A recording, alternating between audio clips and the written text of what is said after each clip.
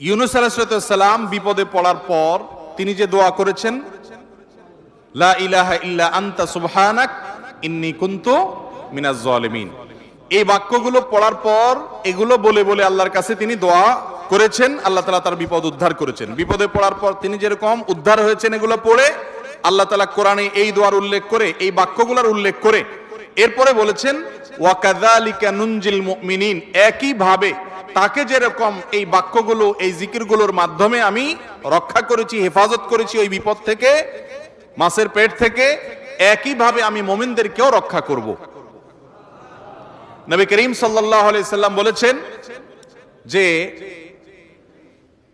ইউনূস ইবনে মাত্তা তিনি যে এই বাক্যগুলো দিয়ে আল্লাহর কাছে বিপদ থেকে উদ্ধারের পথ খুঁজে পেয়েছেন, সেগুলো তোমরা পড়বে তোমাদের বিপদে আপদে। এজন্য বিপদ আপদ, বিশেষ করে কঠিন বিপদে আপনি যদি পড়ে যান তাহলে মুক্তি লাভের জন্য দোয়া ইউনূস বেশি বেশি পড়বেন।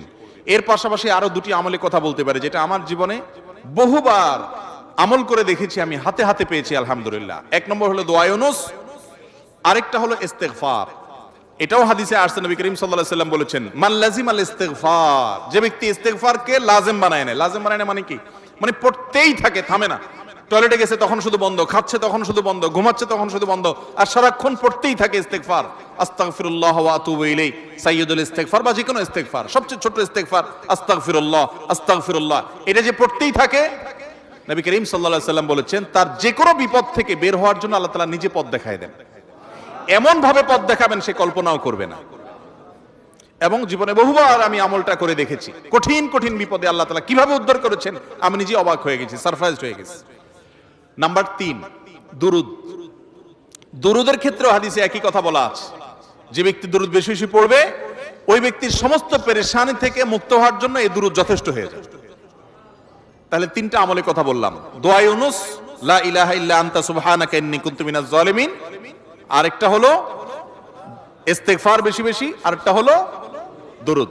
খুব বেশি বিপদে আছেন, দেয়ালে পিঠ থেকে গেছে, পৃথিবীতে কোনো মানুষের কাছ থেকে সহায়তা পাওয়ার আশা ছেড়ে দিয়েছেন, অসুবিধা নাই, এই 3টা আমলকে আপনি নিজের জন্য বাধ্যতামূলক করেন, ইনশাআল্লাহ তাআলা হেফাজত করবেন। তবে দোয়া ইউনূসের আমলের উপকারিতা পাওয়ার জন্য সেটা বিশেষ কোনো সংখ্যক বার পড়তে হবে কিনা, এই ব্যাপারে কোনো হাদিস থেকে কোনো সংখ্যার, বিশেষ কোনো সংখ্যার কথা উল্লেখ নাই। যত বেশি সম্ভব পড়বেন।